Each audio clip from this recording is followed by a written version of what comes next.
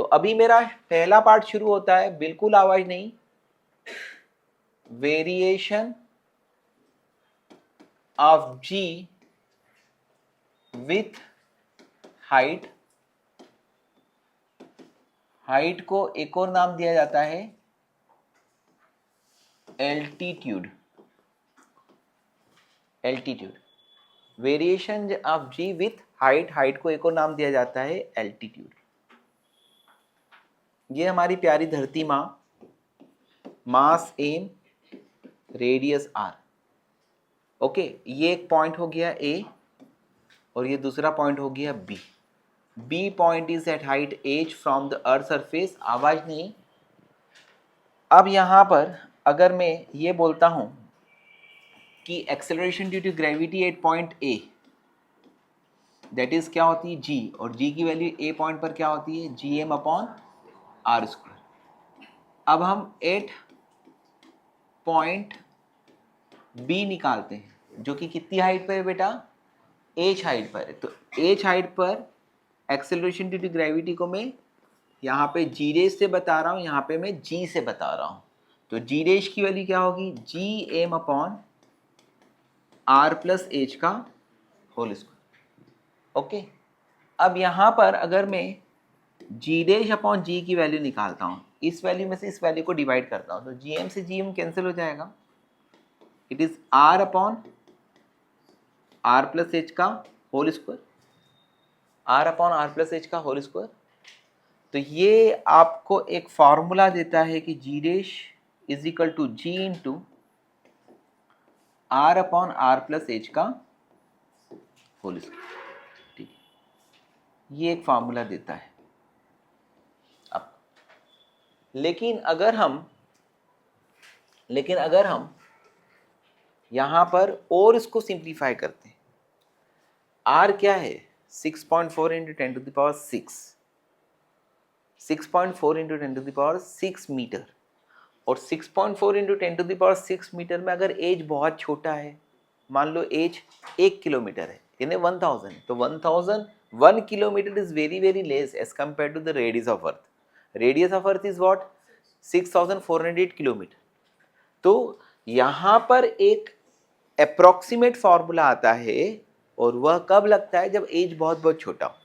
तो यहाँ पर उस फार्मूले को लाने के लिए g dash is equal to क्या है, g into R square upon denominator में से आर कॉमन आ जाएगा, तो आर स्क्वायर बचेगा 1 प्लस एच बाय आर का स्क्वायर होगा, ये कैंसिल हो गया। Got it. तो g dash is equal to क्या होगा, g into 1 plus H by R की पावर -2। और अगर मुझे 1 प्लस एक्स की पावर n का एक्सपेंशन करना होता है बाइनोमियल थ्योरम से, तो ये क्या आता है 1 plus N X plus higher power of x।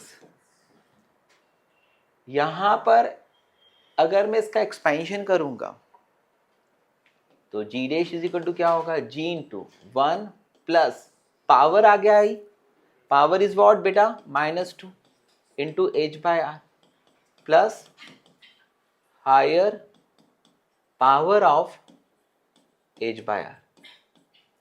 लेकिन अगर एच बहुत बहुत छोटा है आर से, तो एच बाय आर की हायर पावर को क्या करोगे, इग्नोर करोगे, निग्लेक्ट करोगे। क्योंकि अगर एज बहुत बहुत छोटा है आर से और लेस देन 1 की पावर जितनी भी ज़्यादा होती है वो वैल्यू टेंडिंग टू 0 होती है, इसलिए हमें जी का दूसरा फॉर्मूला आएगा g into 1 minus 2 H by R. Got it, 1 minus 2 H by, उसको इग्नोर कर। तो there are 2 formulas, but confusion नहीं हो कि यार कब कौन सा फॉर्मूला यूज करना है। तो ये फॉर्मूला कब यूज करिए, when h is less than 200 kilometre. और ये वाला फॉर्मूला कब करिए, जब h is greater than 200 kilometre. क्योंकि h is very very smaller than r में फिजिक्स वालों की आदत होती है कि 3-4% के आसपास चीजें होती है ना, तो उसको हम इग्नोर कर देते। आया समझ में। तो 6400 का 3-4% जो है 200 किलोमीटर 300 किलोमीटर के आसपास होता है, उसको हम इग्नोर कर सकते हैं इवन 200 किलोमीटर तक को। आया समझ में?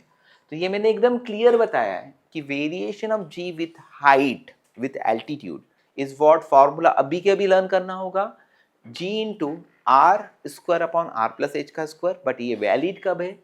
जब एच कंपेरेबल होता है आर के, और अगर एच वेरी वेरी लेस है तो क्या होगा? G dash is equal to g into in the bracket 1 minus 2h by R. ठीक है, इस तरह से अगर मैं देखता हूं तो जी की वैल्यू विथ हाइट क्या होती है? एच इंक्रीज होता है, तो जी की वैल्यू क्या होती है? डिक्रीज होती है। आया समझ? जी बिकम्स जीरो कहां पर? At infinity. G becomes zero कहां पर? At infinity. ये मत करना कि 1 माइनस 2h बाय आर को जीरो कर देगी तो h की वैल्यू r/2 पर हो जाएगा। वो ना, h की वैल्यू r/2 पर जी जीरो नहीं होता है, कुछ होता है। तो जैसे जैसे हम पृथ्वी की सतह से ऊपर जाते हैं जी की वैल्यू क्या होती है? कम होती जाती है। अगर इसको ग्राफिकली समझना है ना, तो ये जी की वैल्यू है और यह हाइट है, तो ये h इक्वल टू आर के बाद में जी की वैल्यू इस तरह से डिक्रीज होती है, एक्सपोनेंशियली कम होती है। अब ये हुआ हाइट पर जाने पर, लेकिन अगर हम अर्थ के इनसाइड जाएंगे तो जी की वैल्यू कैसे कम होगी, कैसे बदलेगी, उसको मैं बताता हूं। तो दूसरा आता है, आवाज नहीं, with depth. With depth, depth को हम बताते हैं एक्स। ध्यान से समझना, ध्यान से समझना। पृथ्वी की सतह से अगर एच हाइट या एक्स डेप्थ में जाते हैं तो जी की वैल्यू किस तरह से बदलेगी।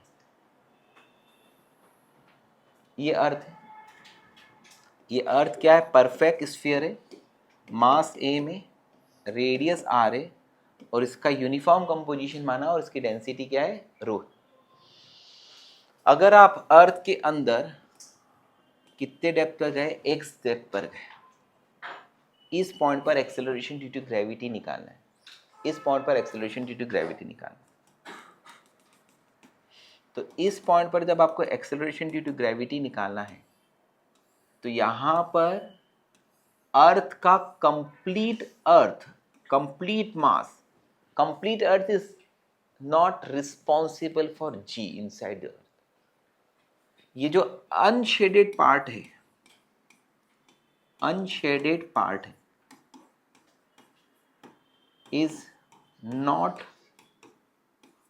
Responsible for ji.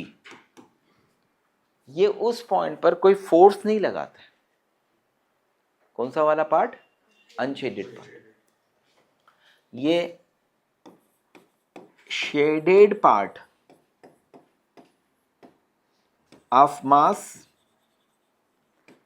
m dash causes g। आया समझ में? तो पृथ्वी के अंदर अगर जाते हो तो जितना आप अंदर जाओगे ना, तो ये अनशेडेड पार्ट जो है उसमें वो जी में कंट्रीब्यूशन नहीं करता है। जी में कंट्रीब्यूशन कौन करता है? अब इसको प्रूव कैसे करना? तो इसका प्रूफ जो है वो हम गॉस थ्योरम में करेंगे, इलेक्ट्रोस्टैटिक। इसका एक्सप्लेनेशन जो है मैं अभी दे सकता हूं, लेकिन एक मैथमेटिकल लंबा टर्म जाता है, उससे होगा। लेकिन इसको हम कहां पे बताएंगे? गॉस थ्योरम में इसका एक्सप्लेनेशन है कि यही पार्ट क्यों वहां पे देता। तो टोटल मास ऑफ अर्थ कितना था? m। इतने पार्ट का मास कितना आ गया? m dash. m डैश की वैल्यू अगर मैं पूछूंगा तो मास इज इक्वल टू क्या होता है? Volume into density. वॉल्यूम कितना होगा? 4/3 पाई इंटू, है ना। अब क्या आएगा बेटा? Acceleration due to gravity at a point पर एक्सेलरेशन ड्यू टू ग्रेविटी कितना है? gm अपॉन आर स्क्वायर, और इट इज क्या? 4/3 pi R rho g. And at P, ये पॉइंट है P, इस पॉइंट पर एक्सेलरेशन ड्यू टू ग्रेविटी क्या है g डैश, वो किसके बराबर होगी g, बोलो m dash upon r minus X का whole square. So it is g, it is 4/3 pi r minus X का क्यूब इंटू रो अपॉन,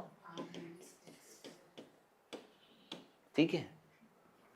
इस g डैश में g को डिवाइड करिएगा, इसकी वैल्यू है 4/3 पाई r माइनस एक्स, है ना.